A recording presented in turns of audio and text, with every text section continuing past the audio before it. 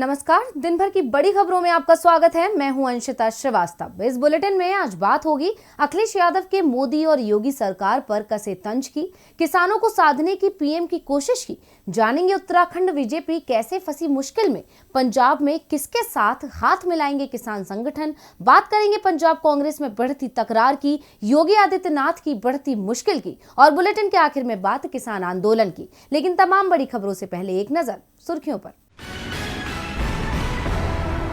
चंडीगढ़ नगर निगम में मेयर पद को लेकर शुरू हुई जोड़तोड़। बीजेपी ने शुरू किया ऑपरेशन लोटस, कांग्रेस में लगाई सेंध। कांग्रेस पार्षद हरप्रीत कौर बबला हुई बीजेपी में शामिल। चंडीगढ़ निगम चुनाव में किसी दल को नहीं मिला है बहुमत, आप अभी भी सबसे बड़ी पार्टी। पश्चिम बंगाल में कोरोना महामारी के बढ़ते मामलों को देखकर हरकत में आई ममता सरकार। दिल्ली मुंबई की हवाई सेवा पर लगाया आंशिक प्रतिबंध, स्कूल कॉलेज किए बंद, रात का कर्फ्यू भी लागू। दिल्ली के सीएम अरविंद केजरीवाल का दावा, यूपी में पुरानी सरकारों ने शमशान और कब्रिस्तान बनवाने पर दिया जोर। यूपी में अगर बनी आम आदमी पार्टी की सरकार तो अस्पताल और स्कूल बनवाने पर दिया जाएगा ध्यान। दक्षिण अफ्रीका के खिलाफ टेस्ट सीरीज पर कब्जे के इरादे से उतरेगी भारतीय क्रिकेट टीम। 3 टेस्ट मैचों की सीरीज में अभी 1-0 से आगे है भारत। जोहान्सबर्ग में सोमवार से शुरू होगा दूसरा टेस्ट मैच। तो सुर्खियों के बाद बात आज की सबसे बड़ी खबर की। यूपी विधानसभा चुनावों का ऐलान अब किसी भी दिन हो सकता है। 5 जनवरी को मतदाता सूची फाइनल होगी और इसके बाद कभी भी चुनावों की तारीखें सामने आ जाएंगी। चुनावों की तैयारियों में राजनीतिक पार्टियां भी जुटी हुई हैं। खास तौर पर सपा चीफ अखिलेश यादव की रैलियां यूपी में कुछ ज्यादा ही दिखाई दे रही हैं। आज वो लखनऊ में थे, जहां उन्होंने योगी राज पर जमकर निशाना साधा। उत्तर प्रदेश में इस वक्त रैलियों का दौर जारी है। यूपी चुनाव में जीत हासिल करने के लिए समाजवादी पार्टी अपनी पूरी ताकत झोंक रही है। बीते दिन अखिलेश यादव ने एक ऐसा दांव चला जिसका तोड़ बीजेपी को नहीं दिख रहा है। दरअसल अखिलेश ने बीते दिन घोषणा की थी कि अगर उनकी सरकार बनती है तो घरेलू उपभोक्ताओं को 300 यूनिट तक बिजली फ्री देगी। अब उसके बाद सपा मुखिया अखिलेश यादव ने आज लखनऊ के अलग अलग विधानसभा क्षेत्रों में रथ यात्रा निकाली। अखिलेश यादव ने कहा कि नए साल में उत्तर प्रदेश में भी बदलाव होगा। नए साल में उत्तर प्रदेश में कोई भी वर्ग ऐसा नहीं है जो बदलाव ना चाहता हो। यूपी की भाजपा सरकार चाहे स्वास्थ्य हो या शिक्षा, हर मोर्चे पर फेल दिख रही है। कन्नौज और कानपुर में इत्र कारोबारियों पर छापेमारी पर अखिलेश ने कहा कि कानपुर में जो पैसा मिला है वो भाजपा का है। इसके अलावा सीएम योगी पर तंज कसते हुए उन्होंने कहा कि जो बाबा मुख्यमंत्री हैं, उन्हें कोई बड़ा काम करना पड़ता है तो वो अपने बनाए हुए स्टेडियम को नहीं ढूंढते हैं, बल्कि समाजवादियों के बनाए हुए इकाना स्टेडियम में कार्यक्रम करते हैं। उन्होंने कहा कि बाबा मुख्यमंत्री क्या क्रिकेट खेल सकते हैं, क्या बॉलिंग कर सकते हैं, फील्डिंग कर सकते हैं, क्या बाबा मुख्यमंत्री लैपटॉप चला लेते हैं, टैबलेट चला पाएंगे। इसके साथ ही अखिलेश ने जनता से यूपी में योगी सरकार को हटाकर योग्य सरकार लाने की अपील भी की। अब देखना होगा कि अखिलेश की इस अपील पर जनता कितना अमल करती है। लेकिन अखिलेश के 300 यूनिट बिजली वाली घोषणा ने यूपी की सियासत में हलचल पैदा कर दी है।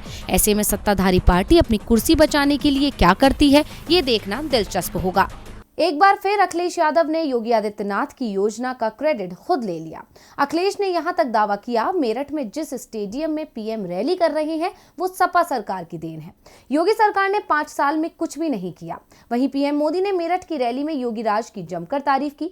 पीएम ने किसानों को भी साधने की कोशिश की। विधानसभा चुनाव होने में अब चंद दिन बचे हैं। ऐसे में पार्टियों में खलबली मची हुई है। खासकर बीजेपी की हालत काफी पतली नजर आ रही है, क्योंकि सत्तारूढ़ पार्टी को कुर्सी खो जाने का डर सता रहा है। ऐसे में पीएम मोदी लगातार यूपी का दौरा कर रहे हैं और जनता को लुभाने के साथ ही विपक्ष को निशाने पर लेकर उसकी छवि बिगाड़ने की कोशिश में लगे हुए हैं। उसी कड़ी में आज पीएम मेरठ पहुंचे और उन्होंने विरोधी पार्टियों पर जमकर निशाना साधते हुए योगी सरकार की तारीफ की। पीएम ने कहा कि पहले की सरकारों में यूपी में अपराधी अपना खेल खेलते थे, माफिया अपना खेल खेलते थे। पहले यहाँ अवैध कब्जे के टूर्नामेंट होते थे, बेटियों पर फप्तियां कसने वाले खुलेआम घूमते थे।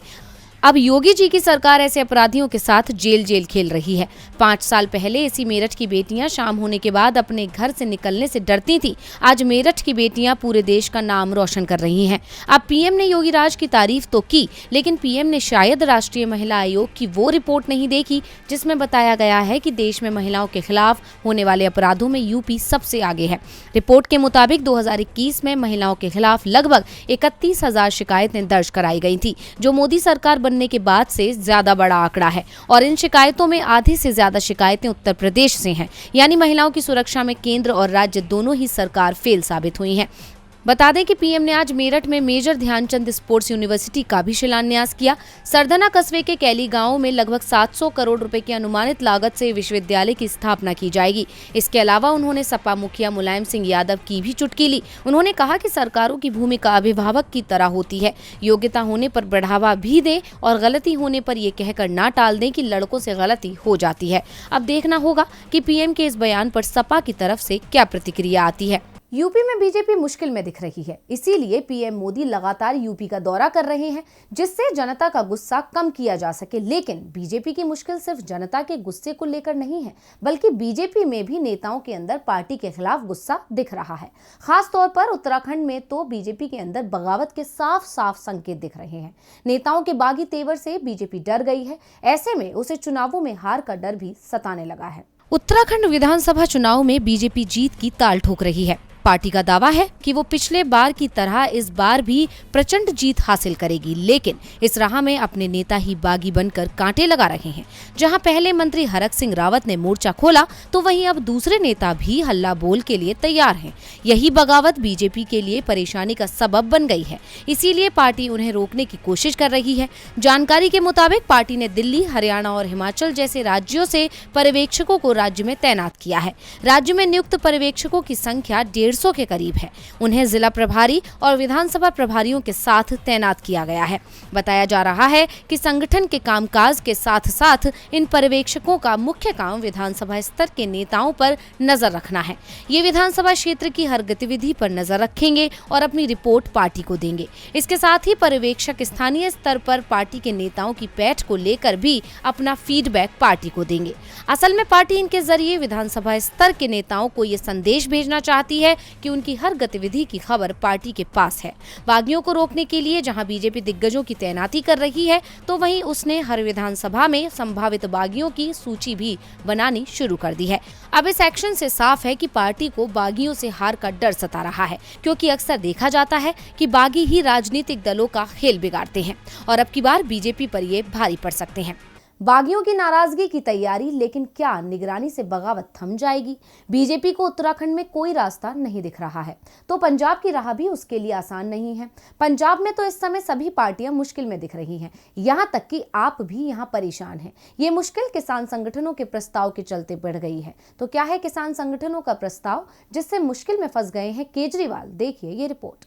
कृषि कानूनों पर मोदी सरकार को झुकाने वाले किसानों पर हर दल की नजर है। खास तौर पर पंजाब की राजनीति तो पूरी तरह से इस बार किसानों के मुद्दों के इर्द गिर्द ही घूमती दिख रही है। हर दल किसानों को अपने पक्ष में करने की जुगत लगा रहा है। पंजाब के 32 किसान संगठनों में से 25 ने मिलकर संयुक्त समाज मोर्चा बनाया और राज्य की सभी 117 सीटों पर चुनाव लड़ने का ऐलान कर दिया है। लेकिन अब दावा किया जा रहा है कि किसानों का ये मोर्चा पंजाब में आम आदमी पार्टी के साथ गठबंधन कर सकता है और इस गठबंधन की तरफ से किसान नेता बलबीर राजेवाल सीएम उम्मीदवार हो सकते हैं। लेकिन इस गठबंधन को लेकर पेच भी फंसे हुए हैं। गठबंधन के शुरुआती संकेत देते हुए राजेवाल ने कहा कि आपकी ओर से गठबंधन का प्रस्ताव मिला है। आपने कहा है कि अगर किसान समाज मोर्चा आपसे गठबंधन करता है तो आप अपने उम्मीदवारों को बदल देगा, लेकिन अभी तक हमने ही कोई फैसला नहीं किया है। हमने उन्हें कैंडिडेट की लिस्ट भी नहीं दी है। राजेवाल के इस बयान के बाद आपके उम्मीदवार परेशान दिख रहे हैं। खासतौर पर ग्रामीण सीटों पर लड़ रहे उम्मीदवार ज्यादा परेशान दिख रहे हैं, क्योंकि किसान नेताओं के निशाने पर यही सीटें हैं। राजेवाल के बयान से साफ है कि उनकी आपके साथ गठबंधन को लेकर बातचीत आगे बढ़ चुकी है, लेकिन पेच चुनाव चिन्ह को लेकर है। आपकी ओर से किसान संगठनों को प्रस्ताव दिया गया है कि किसान नेता आपके चुनाव चिन्ह झाड़ू पर चुनाव लड़ें, ताकि जीत के बाद पार्टी न बदल सके। वही किसान नेता किसान समाज मोर्चे के चुनाव चिन्ह पर चुनाव लड़ना चाहते हैं। वैसे अभी तक किसान समाज मोर्चे को चुनाव आयोग की ओर से चुनाव चिन्ह नहीं दिया गया है,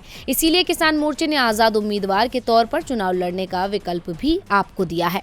उम्मीदवारी के साथ ही सीएम उम्मीदवारी पर भी पेच फंसा हुआ है। किसान संगठन किसान नेता को ही सीएम उम्मीदवार बनाने की जिद पर अड़े हैं। ऐसे में अगर आप किसानों की मांग स्वीकार कर लेती है तो इस गठबंधन का ऐलान जल्द कर दिया जाएगा।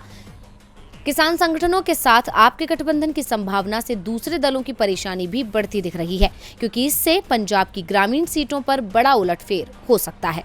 25 किसान संगठनों ने पार्टी बनाई और अब वो आपसे गठबंधन की कोशिश में है।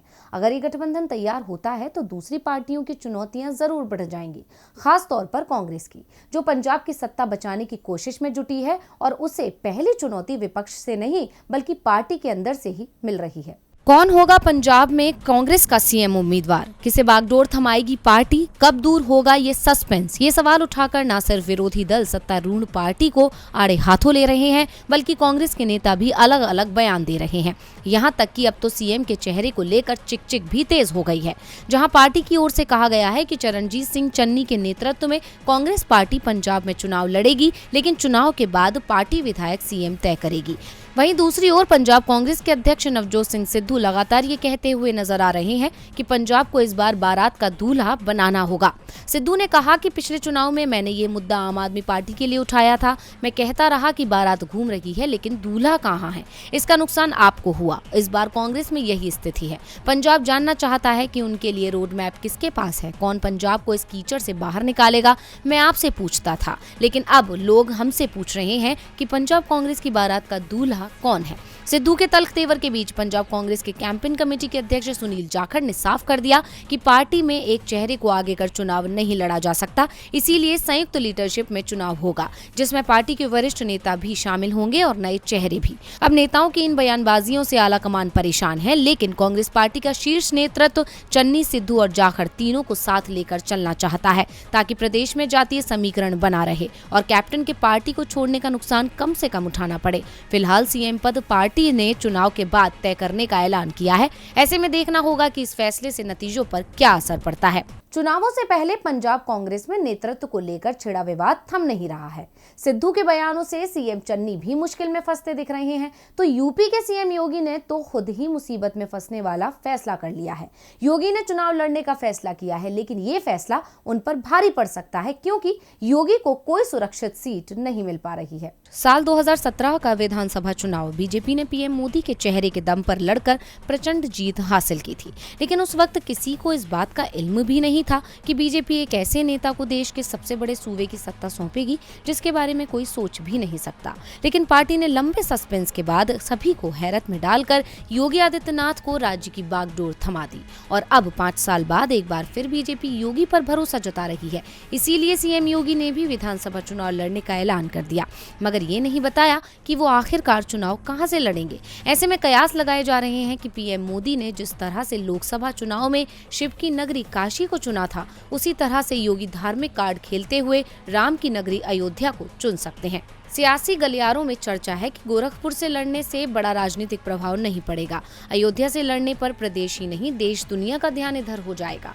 अयोध्या में इतनी सारी विकास योजनाएं योगी सरकार ने शुरू की हैं, इसका भी चुनावी लाभ मिल सकता है। आंकड़ों के लिहाज से समझे तो यूपी के अवध इलाके का अयोध्या सबसे बड़ा केंद्र है। अवध क्षेत्र में विधानसभा की 82 सीटें हैं। अम्बेडकर नगर, सुल्तानपुर, बाराबंकी, गोंडा और बहराइच से ये अयोध्या से सटे हुए सरहदी जिले हैं। इस इलाके में अगर बीजेपी के जो वर्तमान कैंडिडेट हैं वही लड़ेंगे तो यहाँ पर जीतना उन प्रत्याशियों के लिए मुश्किल होगा। अगर सीएम योगी अयोध्या से लड़ते हैं तो काफी हद तक नाराजगी भी दूर हो सकती है। इसीलिए चुनाव में मास्टर स्ट्रोक लगाने के लिए राम नाम जप कर सीएम योगी अयोध्या से जंगी ऐलान कर सकते हैं। खैर, ये तो आने वाला वक्त ही बताएगा कि राम का नाम बेड़ा पार लगाएगा या नहीं। तो आज इस बुलेटिन में बस इतना ही। देखते रहिए डीवी लाइव। नमस्कार।